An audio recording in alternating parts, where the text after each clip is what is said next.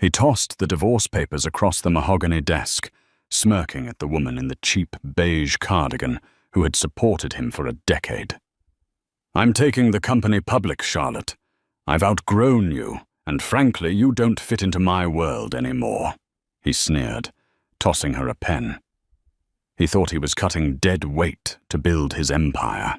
What Nathaniel didn't know was that the very empire he was so proud of was secretly funded by the woman sitting across from him, and by signing that paper, he had just signed his own financial death warrant.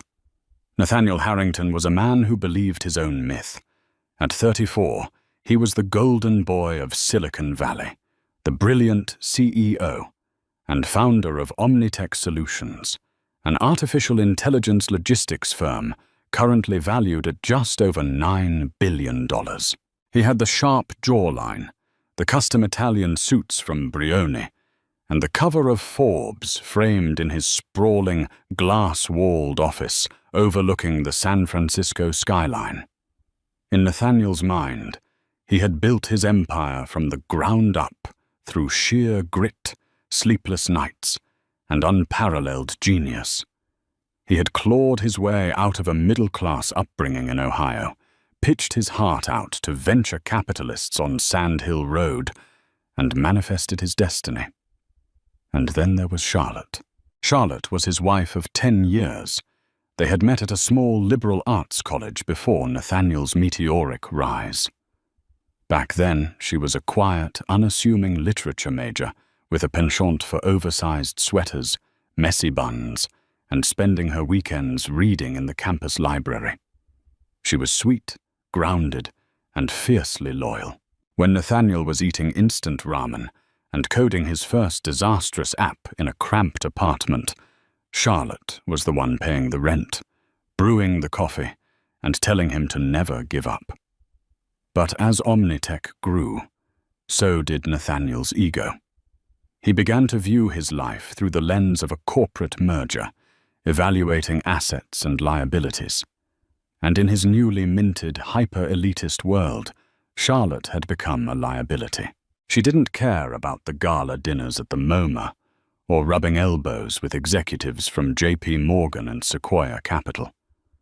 While other tech wives wore Van Cleef and Arpels and drove Mercedes G-Wagons around Atherton, Charlotte drove a 5-year-old Volvo and preferred shopping at local farmers' markets. She was practically invisible in his high-stakes world, a relic of a past he was desperate to leave behind. Nathaniel's growing disdain was fueled heavily by Victoria Hastings, Omnitech's newly appointed Vice President of Global Communications. Victoria was everything Charlotte wasn't: ruthless, razor-sharp, heavily manicured, and exceptionally well-connected in the venture capital sphere.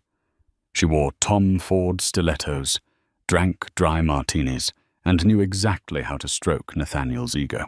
"You're a visionary, Nate," Victoria murmured one evening, tracing the rim of her crystal glass at an exclusive mixer in Manhattan, where Omnitech was wooing late-stage investors.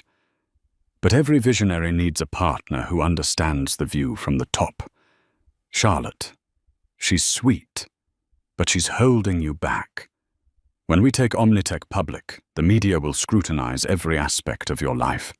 They want a power couple, not a billionaire and a housewife."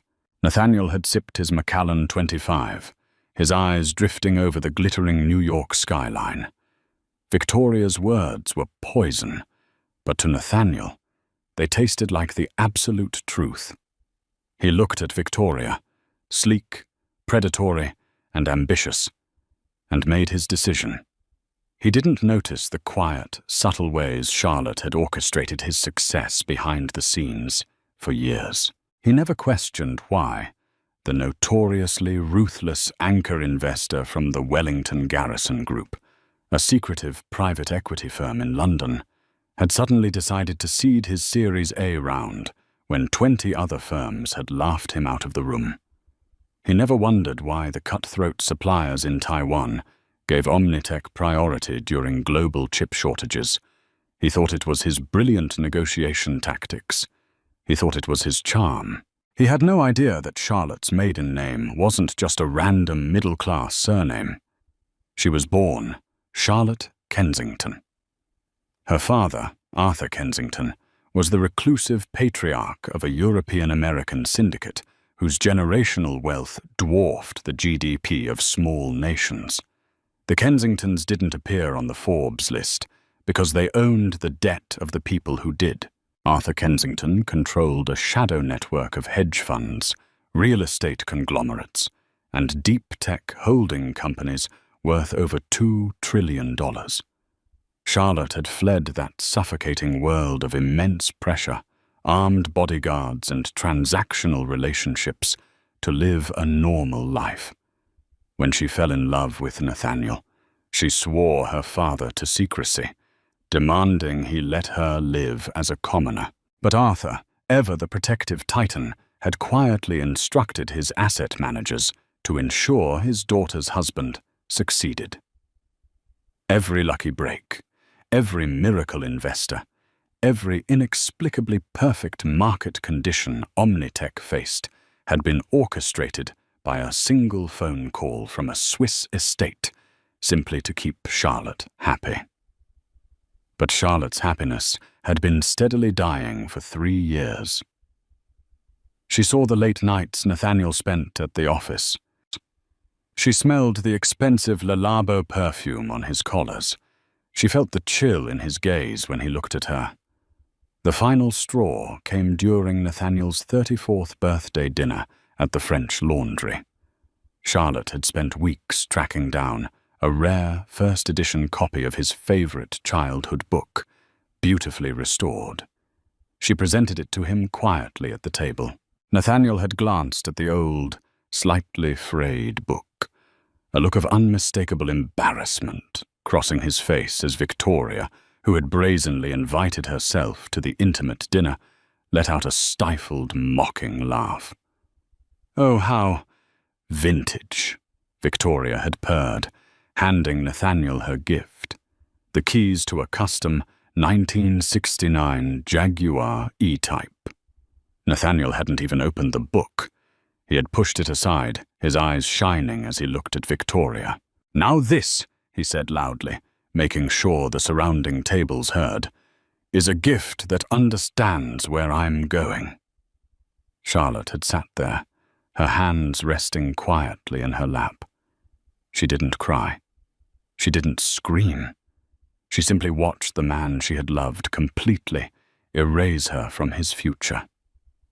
At that moment, the warm, supportive wife died, and the daughter of Arthur Kensington woke up. 3 weeks later, Nathaniel called Charlotte into his office at Omnitech headquarters. It was a power move, plain and simple. He didn't want to do this at their shared penthouse in Pacific Heights. He wanted home field advantage. He wanted her to feel small amid the towering glass, the sleek, minimalist furniture, and the buzz of his billion-dollar empire.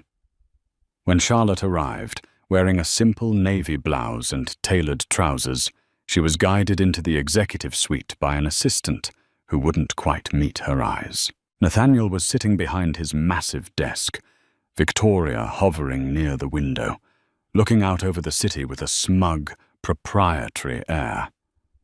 On the desk lay a thick stack of legal documents. "Have a seat, Charlotte," Nathaniel said, his voice carrying the practiced, calm authority he used in board meetings. Charlotte didn't sit.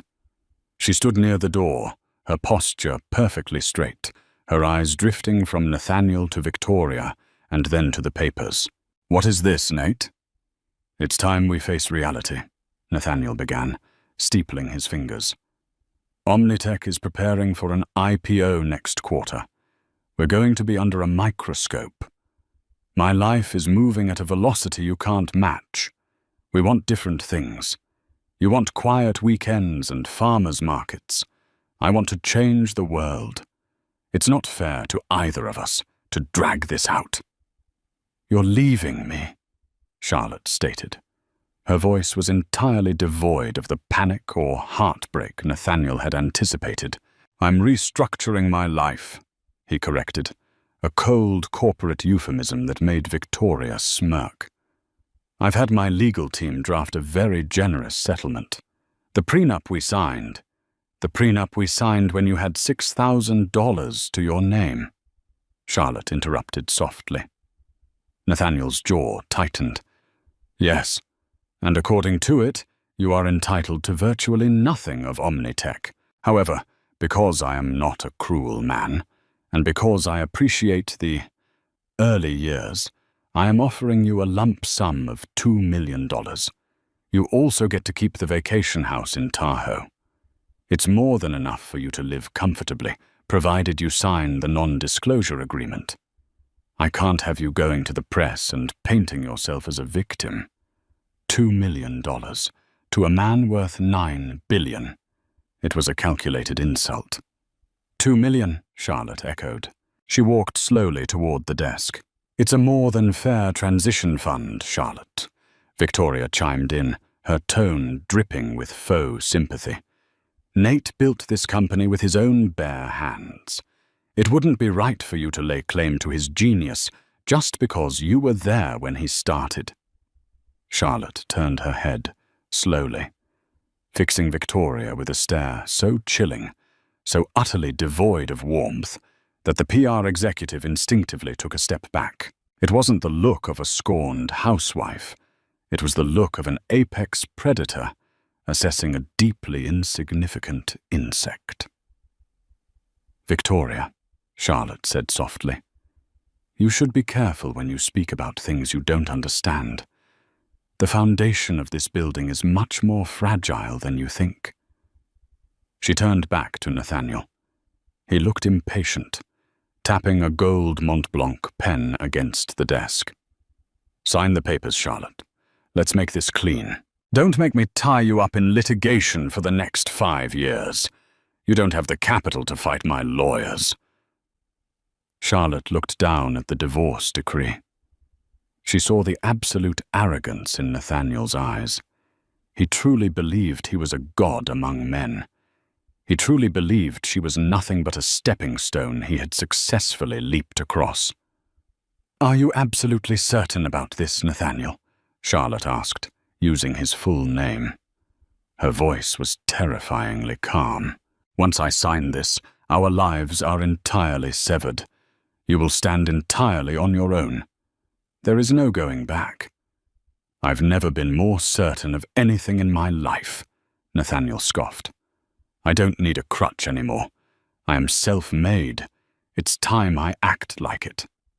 A ghost of a smile touched Charlotte's lips. It was a terrifying, beautiful smile. Self-made. Right. She picked up the Mont Blanc pen. She didn't read the documents. She didn't flip through the clauses or the brutal NDA. She simply flipped to the last page, pressed the nib to the paper, and signed Charlotte Kensington in elegant, sweeping cursive. Not Harrington. Kensington. She dropped the pen. It clattered loudly against the quiet mahogany. It's done, she said, turning toward the door. Nathaniel exhaled, a massive breath of relief and triumph. My assistant will have the $2 million wired to your account by Friday. I expect you out of the penthouse by the end of the week. Charlotte paused at the door, her hand on the silver handle. She didn't look back. Keep the $2 million, Nathaniel. You're going to need every single penny to pay your legal fees. Before he could process the strange remark, the heavy oak door clicked shut behind her. Victoria let out a theatrical sigh, walking over to wrap her arms around Nathaniel's shoulders. Good riddance. She was practically vibrating with jealousy. Now we can focus on the IPO. The Goldman Sachs underwriter is flying in tomorrow. Nathaniel smiled, pulling Victoria into a kiss. He felt lighter, invincible. The last chain holding him to the ground had just been severed. He was ready to fly. He didn't know he had just stepped off a cliff.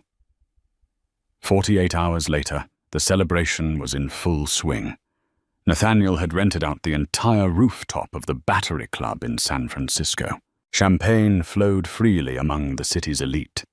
Angel investors, tech journalists, and Omnitech executives. The air buzzed with the electric anticipation of Omnitech's impending initial public offering.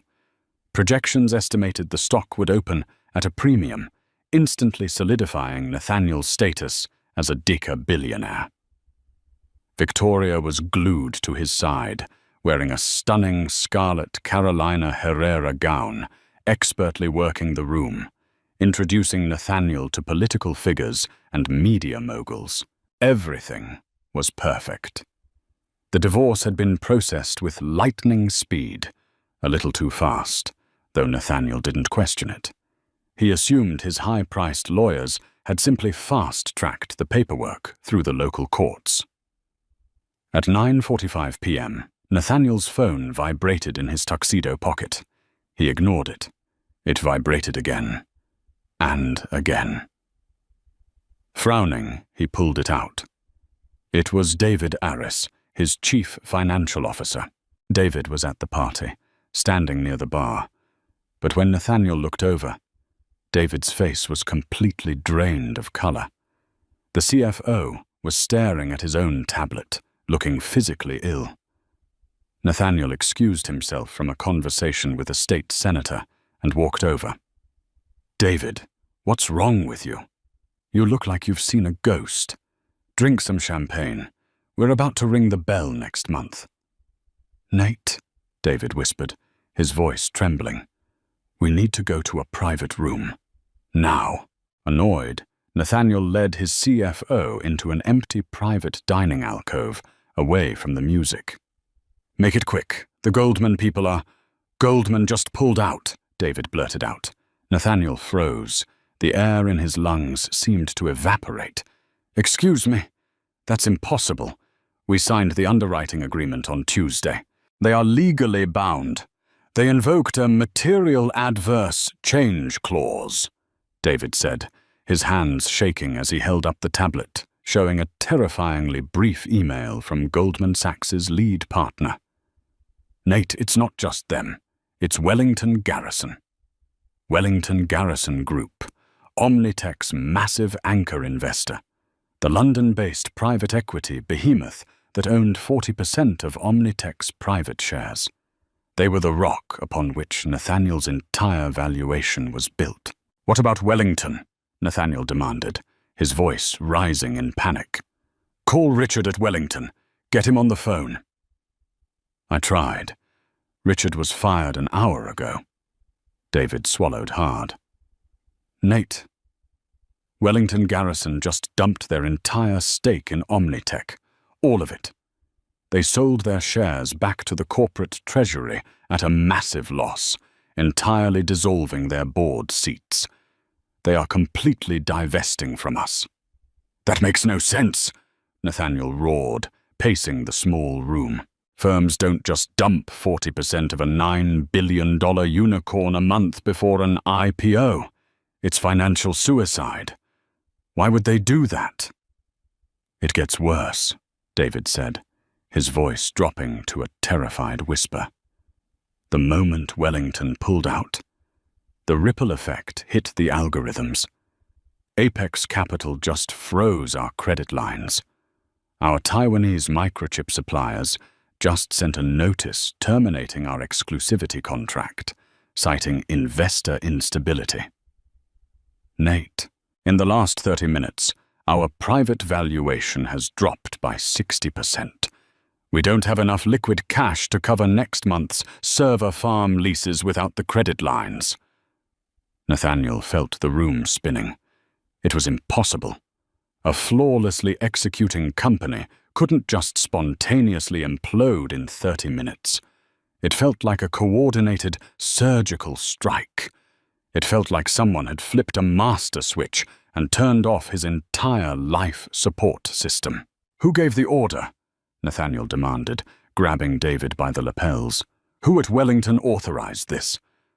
I got a back-channel message from a junior analyst over there," David stammered. "He said the order didn't come from the board. It came from the parent syndicate, the ultimate shadow owners." Who? Kensington Giles, David whispered. The $1 trillion whale. Nate, no one ever crosses Kensington. If they gave the order to burn Omnitech, the rest of Wall Street will treat us like radioactive waste by tomorrow morning. Nathaniel let go of David, staggering back. Kensington. He didn't know anyone at Kensington. He hadn't offended any old money billionaires. He didn't even interact with that tier of global wealth. While Nathaniel was hyperventilating in a private room in San Francisco, 3,000 miles away in New York, a very different scene was unfolding. At a private terminal at Teterboro Airport, a sleek, unmarked Gulfstream G650ER sat waiting on the tarmac. A motorcade of 3 black armored Range Rovers pulled up to the steps.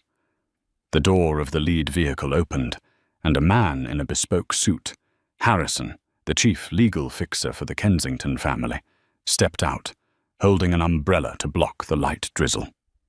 Charlotte stepped out of the car. She was no longer wearing the oversized sweaters or the cheap beige cardigans. She was dressed in a sharp, tailored Alexander McQueen power suit, a vintage Cartier Panther watch gleaming on her wrist. Her posture was commanding, her eyes sharp and cold. "Welcome back, Miss Kensington," Harrison said smoothly, bowing his head slightly. "Your father is eager to see you in London."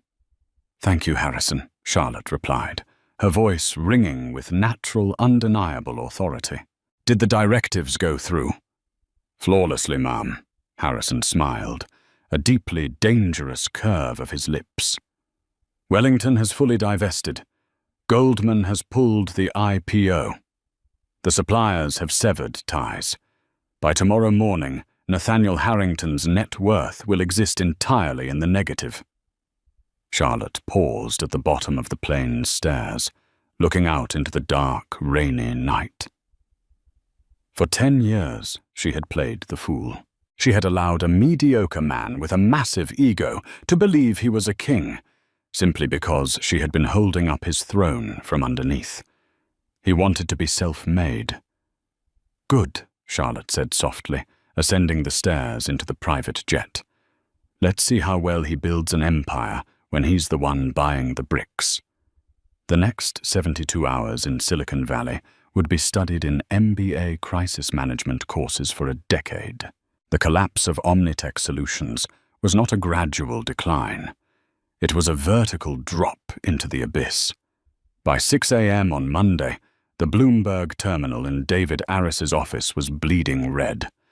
The news of Goldman Sachs pulling out of the IPO had leaked to the Wall Street Journal, which published a scathing front-page exclusive citing catastrophic internal irregularities and a complete loss of institutional faith.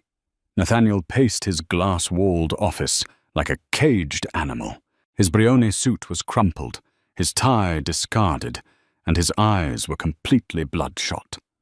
He had spent the entire weekend making frantic phone calls to every venture capital firm on Sand Hill Road. Andreessen Horowitz, Sequoia Capital, Benchmark, firms that had been begging to get in on Omnitech's Series C funding just 6 months ago, were suddenly unreachable. Their partners were conveniently on vacation or in board meetings. "We need a bridge loan," Nathaniel barked, slamming his fist onto the mahogany desk. "Just $50 million to keep the server farms operational and the payroll covered until I can secure a new underwriter. Victoria, where is the press release? We need to control the narrative. Tell them Goldman Sachs lacked the vision for our new AI integration." Victoria Hastings was sitting on the edge of the leather sofa, but she looked entirely different from the predatory, confident woman she had been at the Battery Club. She was staring at her phone, her face pale, frantically typing messages. "Victoria, are you listening to me?" Nathaniel snapped. She looked up, her expression hardening. "I'm not putting out a press release, Nate. There is no narrative to control. The Financial Times just ran an op-ed calling Omnitech the next WeWork. The PR firm I retained for the IPO launch just dropped us because their retainer bounced. Then we pay them out of pocket, Nathaniel yelled. David, the CFO, walked into the office. He looked as though he had aged 10 years over the weekend. He dropped a thick red folder onto Nathaniel's desk. We can't pay them out of pocket, Nate, and you can't pay them out of your personal accounts either. Nathaniel froze. What are you talking about? I have $150 million in personal liquidity at JP Morgan Chase. You had $150 million, David corrected, his voice hollow. Nate, did you even read the covenants on your personal margin loans? You collateralized your private Omnitech shares to buy the Pacific Heights penthouse, the yacht in Cabo, and the private jet fractional ownership. When Wellington Garrison dumped their shares, our internal valuation plummeted below the margin call threshold. Nathaniel felt a cold sweat break out across his neck. No, they have to give me 30 days to post additional collateral. They don't when the lead investor liquidates their entire position overnight, David said quietly. JP Morgan exercised the seizure clause at 4 a.m. They've frozen your accounts. They are seizing the penthouse, the cars, everything. You are personally liable for $80 million in debt that your shares can no longer cover. The silence in the office was deafening. The golden boy of Silicon Valley, the self-made genius, was mathematically bankrupt. Victoria stood up, smoothing the skirt of her designer dress. She picked up her Hermes Birkin bag. "Where are you going?" Nathaniel asked, his voice suddenly small. "We have an emergency board meeting in 20 minutes. "You have an emergency board meeting," Victoria corrected, her tone as cold as absolute zero. "I am resigning, effective immediately." Nathaniel stared at her, genuinely, entirely bewildered. "You can't leave. You're my partner. We're in this together. You said we were going to rule this city." Victoria let out a sharp, bitter laugh. "I said I was going to rule this city with a billionaire visionary, not a bankrupt fraud who leveraged his entire life on paper money. Do you have any idea what being associated with this disaster does to my career? I have a reputation to protect." "I left my wife for you," Nathaniel shouted, the desperation finally breaking through his arrogant facade.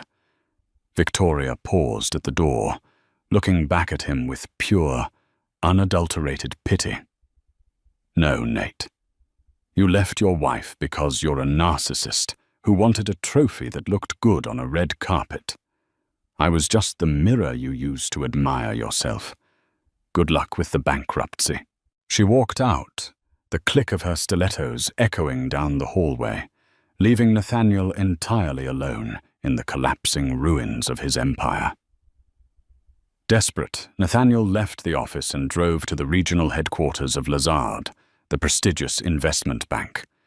He managed to secure a pity meeting with a senior managing director he had played golf with a month prior. Sitting in the sterile, air-conditioned conference room, Nathaniel pitched his heart out. He talked about his algorithms, his coding genius, his vision for the future of global logistics.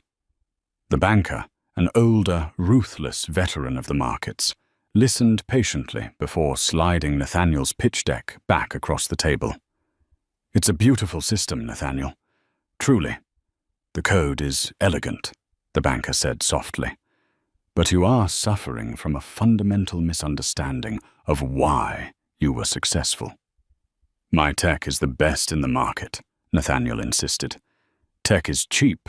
Capital is expensive," the banker replied bluntly. "Do you honestly believe 20 major venture firms fought over you 3 years ago because of an algorithm? Nathaniel, we didn't invest in you.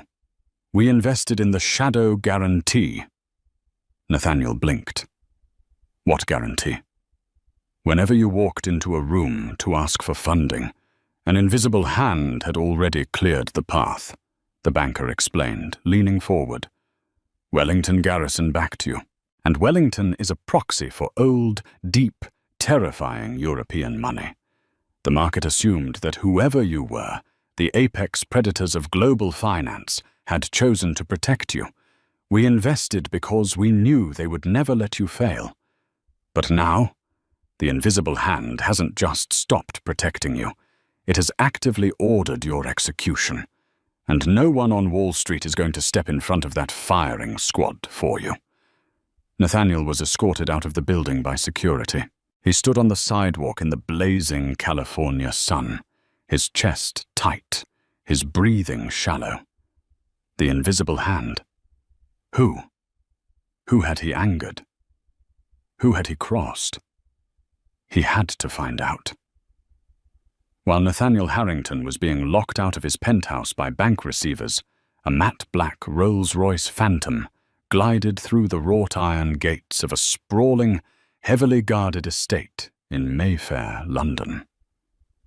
Charlotte stepped out into the crisp English air. The gravel crunched under her Louboutins, a stark contrast to the worn sneakers she used to wear to the San Francisco farmers' markets. The heavy oak doors of the manor opened, and standing in the grand foyer was Arthur Kensington. Even in his late 60s, the patriarch of the Kensington Giles Syndicate possessed a terrifying gravitational presence. He didn't look like a grandfather. He looked like a sovereign. Arthur's stern face cracked into a rare, warm smile. He stepped forward and wrapped his daughter in a tight embrace. "Welcome home, Charlie." "It's good to be back, Father," Charlotte murmured, breathing in the familiar scent of old wood, parchment, and expensive cigar smoke. Arthur pulled back, looking her up and down, noting the sharp cut of her suit and the cold fire in her eyes. The quiet, bookish girl who had fled the family business 10 years ago was gone. The woman standing before him was a Kensington, through and through. "I take it the American experiment is officially concluded?" Arthur asked, leading her into his massive private study, where a fire crackled in a massive stone hearth. "It is," Charlotte said, taking a seat in a leather wing-back chair. She accepted a glass of neat scotch from her father. "I apologize for the capital loss on the Wellington divestment. I know dumping those shares cost the syndicate." Arthur waved a hand dismissively. "A drop in the ocean. The loss is a tax write-off. Besides, watching that arrogant little upstart burn to ash was worth every penny. For 10 years, I watched him treat you like an accessory, while I secretly built his throne. The restraint it took not to crush him 3 years ago, when he started working late, was agonizing." Charlotte took a slow sip of the scotch. The burn grounded her. For a decade, she had tried to believe in the goodness of an ordinary life. She had tried to nurture Nathaniel's potential, believing that love and support could overcome ambition and greed. She had been wrong. Nathaniel hadn't loved her. He had loved what she provided, stability, when he had none. The moment he acquired his own power, he had discarded her like trash. The divorce papers are signed. The NDA is voided by his breach of the morality clauses, and he is fully isolated, Charlotte said, setting the glass down. Her voice was pure steel. "Father, I'm ready." Arthur's eyes gleamed with pride. "The managing director seat at Kensington Giles Europe has been empty since your uncle retired. The board has been begging me to appoint an outsider. I told them my daughter was simply on a sabbatical." "Tell the board their wait is over," Charlotte commanded. "And Father, have our acquisitions team look into Omnitech's IP portfolio. Once the company files for Chapter 11 bankruptcy next week, their proprietary logistics algorithm will go to auction for pennies. Buy it through a shell company. It's actually a brilliant piece of software. It's just wasted in the hands of a fool." "Consider it done," Arthur smiled. Back in San Francisco, Nathaniel was living out of a mid-tier Marriott hotel near the airport, paid for by the last dregs of a forgotten emergency credit card. His life was entirely unrecognizable. Omnitech's stock was worthless. The board had officially ousted him as CEO to appease the creditors. He was facing multiple lawsuits for fiduciary negligence. He sat in the dark hotel room, illuminated only by the glow of his laptop. For 3 weeks, he had been obsessed with one question: why? He had hired a disgraced former forensic accountant named Gregory, paying him with a vintage Rolex Daytona he had managed to hide from the bank. Gregory's job was to trace the kill order. Nathaniel needed to know which billionaire he had supposedly offended. At 11 p.m., there was a frantic knock on the hotel room door. Nathaniel unlocked it, and Gregory pushed his way inside, clutching a thick manila envelope. The accountant looked terrified. "I found it, Harrington," Gregory panted, dropping the envelope onto the cheap veneer desk. "And you need to pay me back the Rolex, because I am taking the first flight to Tokyo tomorrow. I can't be anywhere near this." "Who was it?" Nathaniel demanded, tearing open the envelope. "The order to liquidate Wellington Garrison's stake didn't come from their board," Gregory explained rapidly, pacing the room. "It was a direct mandate from their parent syndicate, Kensington Giles. It's a European wealth management monolith. They control everything from sovereign debt to global shipping lanes." "I know who Kensington is," Nathaniel snapped, pulling out stacks of financial routing documents. "But why did they target me? I don't know anyone at Kensington Giles." "Look at the final document," Gregory whispered, pointing to a high-gloss magazine cutout buried at the bottom of the pile. The order wasn't signed by Arthur Kensington. He transferred executive authority of their American tech portfolio to the new managing director the exact morning you got served. Nathaniel pulled the glossy page free. It was a clipping from the Society and Business section of the Financial Times, dated 2 days after he had forced Charlotte to sign the divorce papers. The headline read, "The heiress returns. Charlotte Kensington assumes control of $2 trillion, syndicate following, decade-long sabbatical." Nathaniel's breath caught in his throat. His vision blurred, the edges of the room turning dark. Beneath the headline was a high-resolution photograph taken at a gala in Mayfair. There she was. She wasn't wearing a cheap beige cardigan. She was draped in custom haute couture, a diamond necklace worth more than Omnitech's highest valuation resting against her collarbone. She looked regal, terrifying, and completely untouchable. She was standing next to Arthur Kensington, looking directly into the camera with the exact same cold, dead-eyed stare she had given him in his office when she told him to keep the $2 million. "Keep the $2 million, Nathaniel. You're going to need every single penny to pay your legal fees." The memory hit him like a physical blow. Charlotte Kensington, she had signed on the divorce decree. He hadn't even noticed the name change. He had been too busy looking at Victoria. Nathaniel collapsed into the cheap hotel chair, the magazine clipping slipping from his trembling fingers. The invisible hand, the miraculous funding, the suppliers bending over backward, the absolute ease with which he had conquered Silicon Valley. It hadn't been his genius. It hadn't been his undeniable talent. He was a houseplant that had been meticulously watered and kept in a greenhouse, and the moment he had bitten the hand that fed him, she had simply turned off the sun. He let out a sound, a pathetic, broken noise that was half sob, half laugh. He had thrown away a $1 trillion empire, and the only woman who had ever truly protected him, all for a fleeting moment of ego. He was completely, utterly destroyed, and the architect of his ruin was the woman he had dismissed as irrelevant.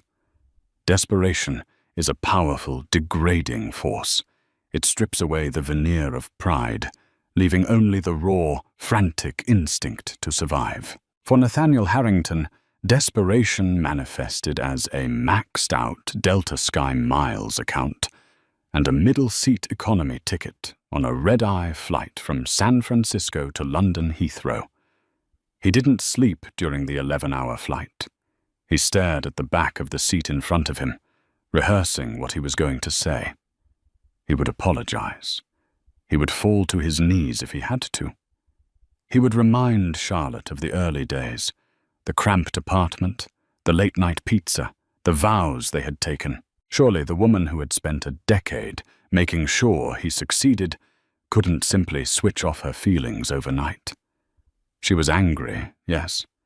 She had proven her point. She had crushed him to show her power. But now, he was humbled. Now, he would beg for mercy, and maybe, just maybe, she would reinstate his life. It was raining when he landed in London. He didn't have the funds for an Uber Black, so he took the tube to the financial district, his cheap suit damp and clinging to his shoulders. The European headquarters of Kensington Giles wasn't a flashy, glass-walled tech startup. It was an imposing, brutalist skyscraper of dark granite and smoked glass that dominated the skyline, looking more like a fortress of global capitalism than a corporate office. There was no giant logo on the building, just a discreet brass plaque by the revolving doors. Nathaniel walked into the cavernous marble lobby, feeling instantly microscopic. Security guards in tailored suits, ex-military, judging by their posture, eyed him with immediate suspicion. He approached the monolithic reception desk. "I need to see Charlotte Kensington." The receptionist, an immaculate woman with a cold, aristocratic gaze, didn't even type on her keyboard. "Do you have an appointment, sir?" "Tell her it's Nathaniel. Tell her it's her husband." He clung to the word, a pathetic life raft. The receptionist pressed a discreet button on her earpiece. She murmured something too low for Nathaniel to hear. A moment later, 2 of the security guards stepped up behind him. "Sir, I'm going to have to ask you to leave the premises," one of the guards said, his voice entirely devoid of emotion. "No, call her! Tell her I'm here!" Nathaniel shouted, his voice echoing off the marble. "Charlotte, I know you're up there." He expected to be tackled and thrown onto the rainy pavement. But suddenly, the receptionist's earpiece crackled again. She paused, her eyes widening fractionally, before she looked back at Nathaniel. "Security, stand down," the receptionist ordered smoothly. She gestured to a private elevator bank. "Car 4, Mr. Harrington. The top floor." Nathaniel felt a surge of triumphant relief. She wants to see me. She still cares. The elevator ride was silent and frighteningly fast. When the doors slid open, Nathaniel stepped into a world of wealth that made his former life look like a child's imitation. The executive suite was lined with genuine Renaissance masterpieces, dark mahogany wainscoting, and floor-to-ceiling bulletproof glass overlooking the sprawling grey expanse of London. At the far end of the room, behind a desk carved from a single slab of petrified wood, sat Charlotte. She was wearing a charcoal, double-breasted Tom Ford suit, her hair pulled back into a severe, elegant chignon. She didn't look up when he entered. She was signing a stack of documents with a platinum fountain pen. Standing near the window, holding a tablet, was a figure that made Nathaniel's heart physically stop in his chest. Victoria Hastings. She was wearing a sharp cream blouse, her signature stilettos, and an air of absolute belonging. Nathaniel stopped dead in his tracks, his wet shoes squeaking against the polished hardwood floor. He looked from Charlotte to Victoria, his brain completely short-circuiting. "Victoria," Nathaniel whispered. "What? What are you doing here?" Victoria looked up from her tablet, offering him a perfectly polite, entirely lifeless corporate smile. Good morning, Nathaniel. Please don't drip on the Persian rug. It's a 16th century antique. Charlotte finally set her pen down. She folded her hands on the desk, looking at him. There was no anger in her eyes. There was no lingering affection. There was only the clinical detachment of a scientist observing a dying specimen in a petri dish. "Hello, Nathaniel. To what do I owe this rather pathetic intrusion?" Charlotte asked, her voice echoing softly in the massive room. You hired her?" Nathaniel choked out, pointing a trembling finger at Victoria. "After everything she did? After she ruined our marriage? You hired her?" Charlotte let out a low, amused breath. "Nathaniel, you truly have an inflated sense of your own narrative. Victoria didn't ruin our marriage. Your towering ego and chronic inadequacy ruined our marriage. Victoria simply provided the mirror you were so desperate to look into." Charlotte leaned back in her leather chair. "When Omnitech began to collapse, I needed a senior director of global communications for our European tech portfolio.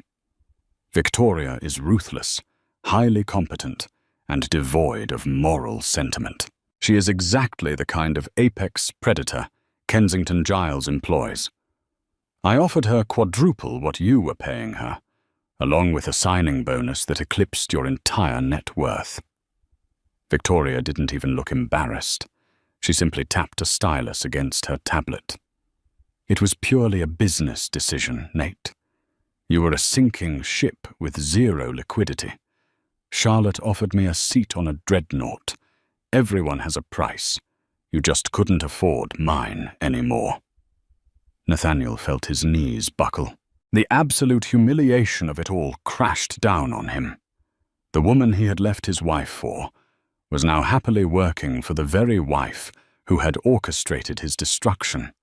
It was a checkmate so profound, so flawlessly executed, that he couldn't even formulate a response. He abandoned his anger. He abandoned his pride. He fell to his knees on the edge of the antique rug. "Charlotte, please," he begged, his voice cracking, tears finally spilling hot down his cheeks. "Please. I'm sorry. I was blinded by the money, by the pressure. I forgot who I was. I forgot who built me. I know I was a fool. But 10 years, Charlotte. You loved me for 10 years. You can't just throw that away. Take me back. I don't care about the company. I don't care about the money. Just give me another chance." The silence that followed was deafening. Even the constant hum of the city outside seemed to fade away. Charlotte stood up slowly. She walked around the massive desk, her heels clicking against the floor. She stopped a few feet away from where Nathaniel was kneeling. She looked down at him, her expression colder than the London rain. "Do you remember what you said to me when you handed me those divorce papers?" she asked softly. Nathaniel sobbed, shaking his head. "You said, 'I don't need a crutch anymore. I am self-made. It's time I act like it.'" Charlotte's voice was a razor blade slicing through the quiet room. "I am simply honoring your wishes, Nathaniel. You wanted to be self-made. You wanted to stand on your own 2 feet, free from my limitations. Well, here you are. You are entirely, beautifully self-made. Every piece of ruin you are experiencing right now is something you built with your own 2 hands. "I'll do anything," he pleaded, grasping at the hem of her trousers. She stepped back, cleanly avoiding his touch. "There is nothing you can do. You have nothing I want. You possess no leverage, no capital, and no value," Charlotte stated, delivering the final, fatal blow to his ego. "You were a charity project, Nathaniel. A stray dog I fed because I felt sorry for you.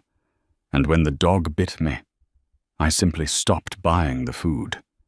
You aren't a tragedy. You're just a poor investment I finally decided to write off. She turned away from him, walking back to her desk. Victoria, please have security escort Mr. Harrington out and ensure he is blacklisted from all Kensington Giles properties globally. His presence is depressing. Right away, Miss Kensington, Victoria replied efficiently, pressing the intercom. Two massive security guards appeared instantly from a concealed side door. They grabbed Nathaniel by the armpits, lifting him off the ground like a rag doll. "Charlotte, please!" Nathaniel screamed, thrashing against the guards as they dragged him backward toward the elevator. "You can't leave me with nothing. Charlotte." Charlotte didn't even look up as the elevator doors slid shut, cutting off his frantic screams. She simply picked up her platinum pen, dipped it in the inkwell, and signed the next billion-dollar acquisition contract on her desk. 6 months later, the dust had settled, and the landscape of the global tech industry had been fundamentally rewritten. Omnitech Solutions filed for Chapter 11, bankruptcy. In the ensuing liquidation auction, a shadowy holding company based in the Cayman Islands purchased the entirety of Omnitech's proprietary logistics algorithms for a mere fraction of a penny on the dollar, a humiliating $14 million. The tech press mourned the loss of a unicorn, citing it as a cautionary tale of hubris, over-leveraging, and terrible market timing. Nobody connected the dots to Kensington Giles. The trillion-dollar syndicate was a ghost, operating entirely in the dark, moving markets without ever leaving a fingerprint. Once the algorithm was secured, it was integrated into Kensington Giles's massive global shipping network. The efficiency protocol Nathaniel had written in his 20s, the one he thought would make his name immortal, ended up revolutionizing the European supply chain. It generated an estimated $4 billion in added revenue for the Kensington family in the first quarter alone. It was hailed as a masterpiece of corporate synergy. Nathaniel's name was quietly scrubbed from the patents in a flurry of aggressive corporate litigation. Nathaniel Harrington was currently living in a cramped, 2-bedroom apartment in a dreary suburb of Columbus, Ohio. He shared the apartment with a roommate who worked night shifts at a local warehouse. Nathaniel's life was a brutal, exhausting cycle of gray mediocrity. After J.P. Morgan Chase had finished liquidating his assets to cover his margin calls, he was left with nothing but a staggering mountain of IRS penalties and residual legal fees. He was unhireable in Silicon Valley. His reputation was toxic, a radioactive warning sign to any venture capitalist or tech CEO. To survive, and to keep the debt collectors from seizing his wages, Nathaniel had been forced to take a mid-level quality assurance testing job for a regional logistics contractor. He spent 10 hours a day sitting in a gray cubicle under flickering fluorescent lights, staring at lines of code on a dusty monitor. His job was to run diagnostic tests on shipping routing software, looking for bugs in the delivery algorithms. The darkest, most agonizing irony of his existence was the software he was testing. The regional contractor he worked for was a low-tier subsidiary of a massive European shipping conglomerate. The software he spent all day testing, the software he had to fix menial bugs for, was his own algorithm. He was being paid $65,000 a year to do basic maintenance on the billion-dollar engine he had built with his own hands, an engine now entirely owned by his ex-wife.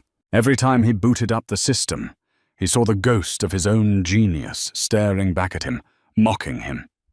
It was a psychological torture designed with flawless precision. One cold Tuesday evening, Nathaniel sat alone in his apartment, eating cold ramen noodles from a styrofoam cup, a cruel echo of his college days.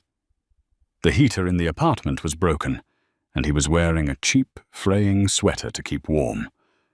He opened his cracked smartphone and pulled up the internet browser. He couldn't help himself. It was a toxic addiction he indulged in every single night. He typed Charlotte Kensington into the search bar. Instantly, the screen flooded with news articles, high-resolution photographs, and financial op-eds. Charlotte was on the cover of Forbes that month. The photograph was stunning.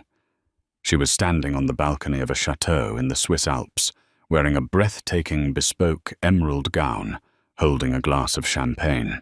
Her posture was relaxed, her eyes burning with a terrifying, serene power. The headline read in bold golden letters, "The Empress of Capital. How Charlotte Kensington stepped out of the shadows to rule the global syndicate." The article detailed how, in just 6 months, she had ruthlessly restructured the family's European holdings, acquiring 3 major tech firms and crushing a hostile takeover bid from a rival hedge fund. The financial world was terrified of her. She was cold, calculating, and completely untouchable. Nathaniel scrolled down. There was a photo from a charity gala in Monaco. Charlotte was walking down the red carpet, surrounded by a swarm of paparazzi. Standing 2 steps behind her, wearing a sharp designer suit, holding a tablet and whispering into Charlotte's ear, was Victoria Hastings, the loyal, highly paid attack dog. Nathaniel stared at the screen, the cold ramen turning to ash in his mouth. He zoomed in on Charlotte's face. There was no trace of the quiet girl who used to read poetry to him. There was no trace of the woman who had suffered his arrogance in silence. The woman on the screen was a titan, and she had never needed him, not for a single second. He turned the phone off, letting it drop onto the cheap laminate table. He sat in the dark, shivering in the freezing apartment, listening to the wail of a distant police siren. The reality of his existence settled over him like a heavy, suffocating blanket. He hadn't just lost his company. He hadn't just lost his wealth. He had lost the only real thing in his life, entirely because he was too blind to see its value. Thousands of miles away, in the penthouse of a luxury hotel in Dubai, Charlotte Kensington stood by the floor-to-ceiling windows, looking out over the glittering, neon-lit skyline of the desert city. The room was silent, save for the soft clinking of ice against crystal as she swirled a glass of incredibly rare bourbon. Her phone buzzed onto the glass coffee table behind her. It was a text from Harrison, the family's chief legal fixer. The final patents on the Omnitech algorithm have been successfully scrubbed and transferred to the Geneva Shell Company. Harrington has no legal recourse. The erasure is absolute. Charlotte read the message. A slow, terrifyingly beautiful smile touched her lips. She deleted the message, turned her phone off, and walked back to the window. She took a slow sip of the bourbon, letting the warmth settle in her chest. She didn't think about Nathaniel Harrington. She didn't think about the cramped apartment in Ohio, or the tears he had shed on her antique rug. He was a closed chapter, a line item on a ledger that had been zeroed out and archived. She looked out at the glowing city below her, a city built on money, power, and ruthless ambition. She raised her glass to the reflection in the window. The game was over, and the Queen had taken the board. Nathaniel's story is a brutal reminder that arrogance is the ultimate architect of ruin. He was so blinded by his own reflection that he failed to recognize the quiet, invisible foundation holding up his entire world. He chased a hollow illusion of power, discarding loyalty for prestige, only to discover that true power doesn't need to shout to be heard. Charlotte didn't just break his empire. She proved that the most dangerous enemies are the ones you fatally underestimate. If you loved this story of absolute revenge and corporate justice, smash that like button. Share this video with someone who loves a brilliant plot twist, and don't forget to subscribe and hit the notification bell so you never miss another dramatic tale of high-stakes vengeance.